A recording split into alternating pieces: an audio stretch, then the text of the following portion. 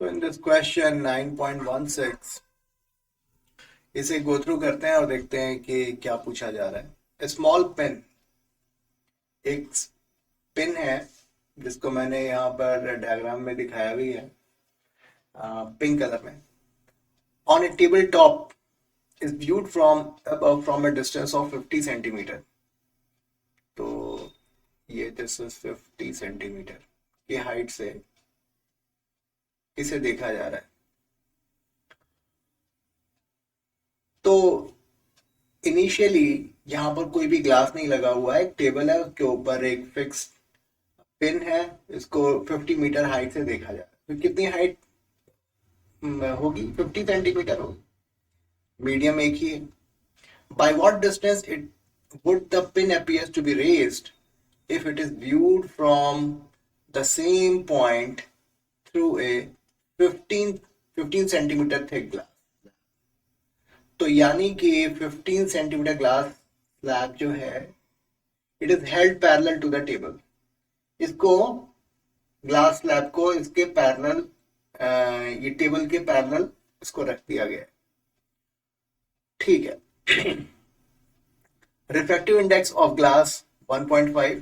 अच्छा आप ये बताओ कि जो हाइट में जो डिफरेंस आएगा वो तभी आएगा जब मीडियम चेंज होगा। ठीक है। तो जब लाइट डेंसर मीडियम से रेयर मीडियम में इंटर करेगी तो उसकी हाइट में थोड़ा फर्क आएगा। ठीक है ना, यानी कि वो थोड़ा सा अपवर्ड शिफ्ट हो जाएगा। तो कितना शिफ्ट होगा उसको हम लोग यहां पर सॉल्व करेंगे। N G is equal to 1.5 is equal to real depth and apparent depth.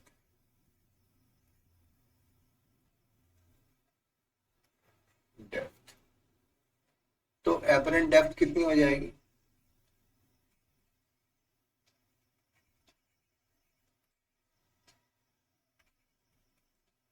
Real depth है 15 सेंटीमीटर। जब ग्लास स्लैब से हम देखते हैं और जो यानी कि ग्लास स्लैब जो है वही डिफरेंस क्रिएट करेगा। अदरवाइज एयर मीडियम में जो उसकी डिस्टेंस है आई से उसमें कोई भी चेंज नहीं आएगा। तो जो चेंज एजेंट है वो ग्लास ही है। तो एपरेंट डेप्थ जो है यानी कि shift in the location of pin will be 15 divided by 1.5।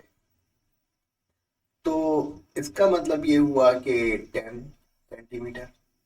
तो पहले अगर ये 15 सेंटीमीटर पर था तो अभी ये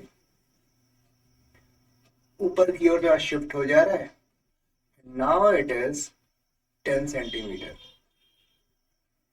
ठीक है ना, यानी कि 5 centimetre there is a shift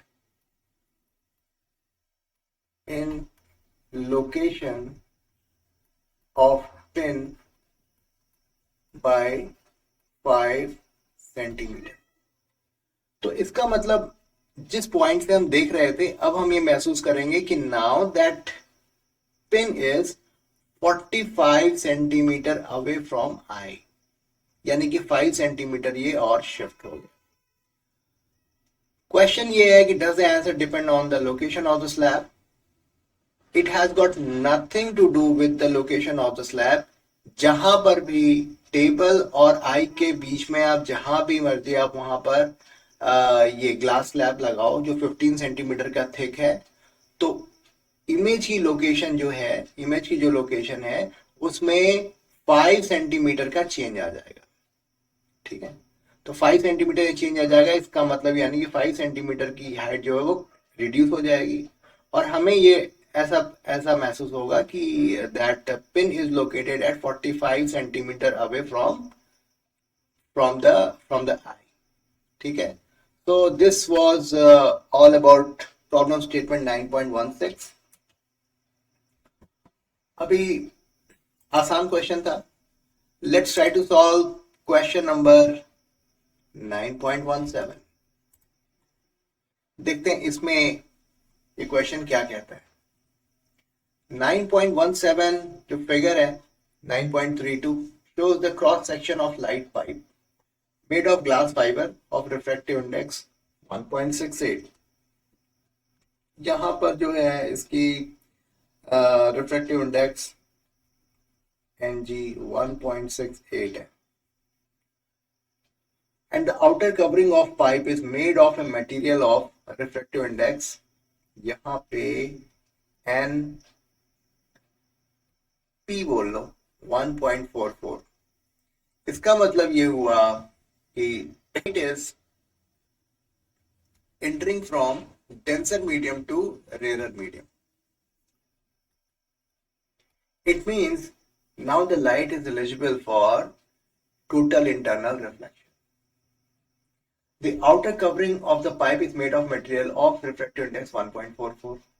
What is the range of angles of the incident ray with the axis of the pipe for which total reflection inside the pipe takes place?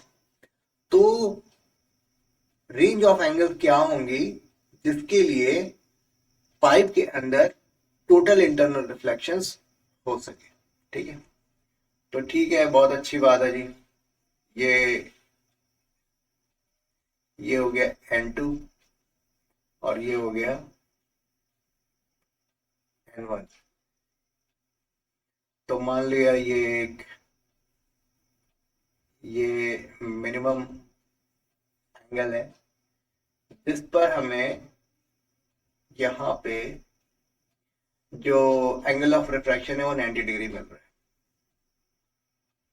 तो IC N1 sin IC is equal to N2 sin 90 degree.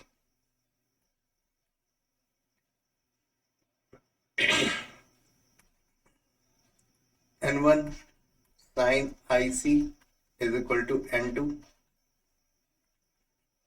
sin IC is equal to N2 upon N1। N2 क्या है? Definitely N2 is smaller than N1, rare medium है। तो N2 की value क्या है? 1.44 divided by 1.68, 6/7। तो IC is sin inverse 6/7। अब हमें इसकी वैल्यू निकालनी होगी कि what is the value of sine inverse 6/7, यानी कि 59 डिग्री। ठीक है, तो अगर if IC is greater than 59 degree, then total internal reflection will take place. All right. पहला पार्ट तो हुआ।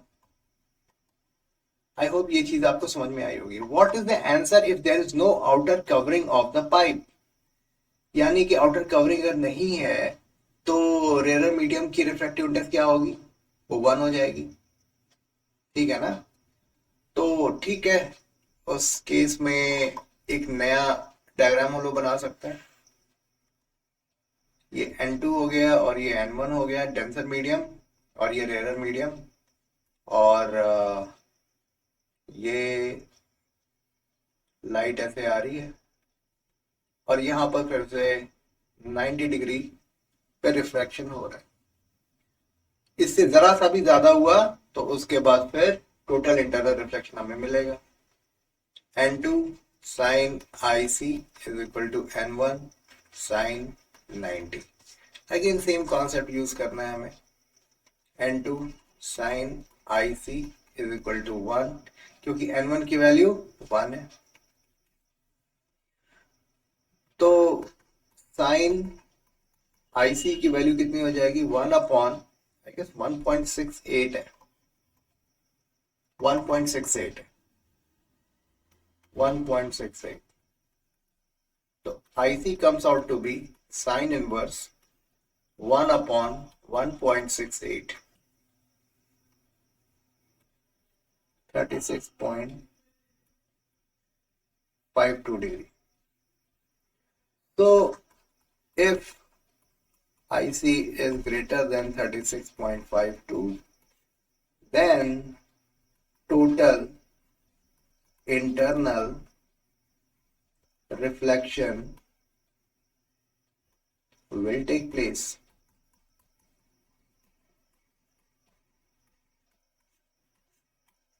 So this was all about this follow statement. I hope आपको ये explanation समझ में आया होगा.